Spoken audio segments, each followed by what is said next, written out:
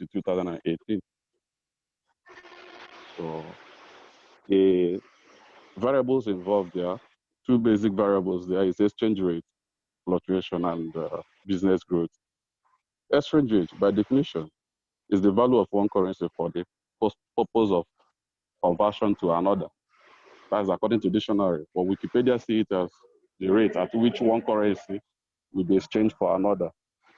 It is also regarded as the value of one currency, one country's currency in relation to another currency. According to international currency exchange rate display how much one unit of a currency can be exchanged for another currency. Currency exchange rate can be floating, in which case they change continually based on multitude of factors, or they can be pegged, which is fixed, to another currency, in which case they still float, but they move until them with the currency to which they are pegged.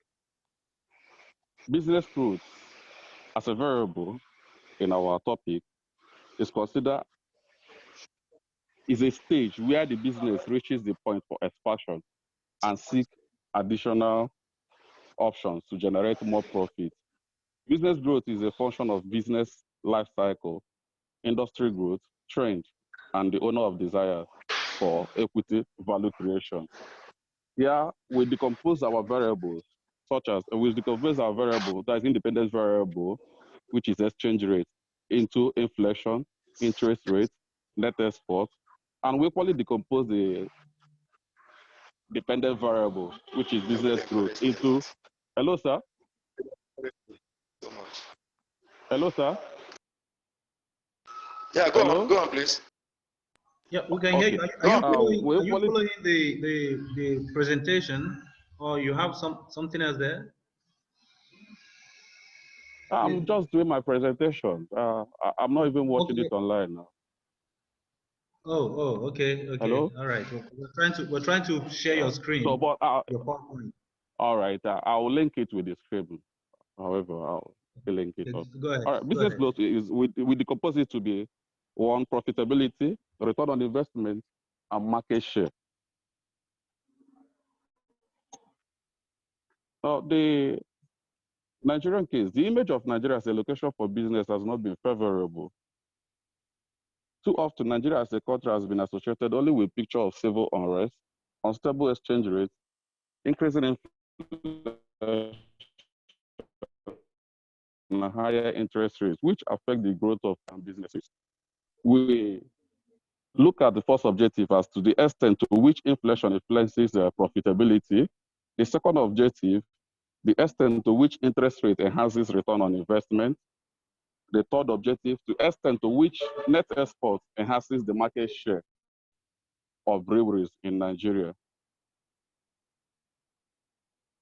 Now, our work is anchored on two theories.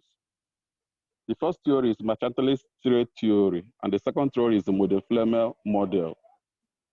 The mercantilist trade theory can be explained as the economic theory and practice dominant in Europe from the 16th to 18th century that promoted government regulation of national economy for the purpose of augmenting state power at the expense of national power.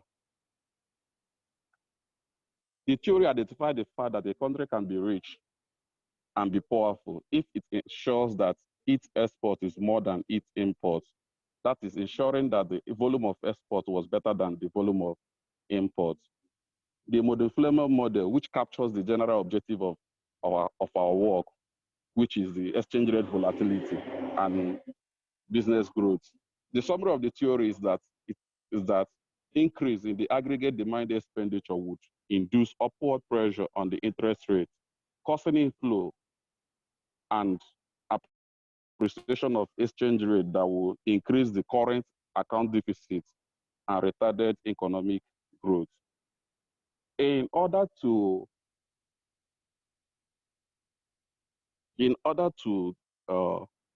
capture our objective very well, we actually run a regression, and we use secondary data which was captured or sourced through statistical bulletin. such as CBN and Nigerian breweries. We use it to form a model on each of the objectives we have there.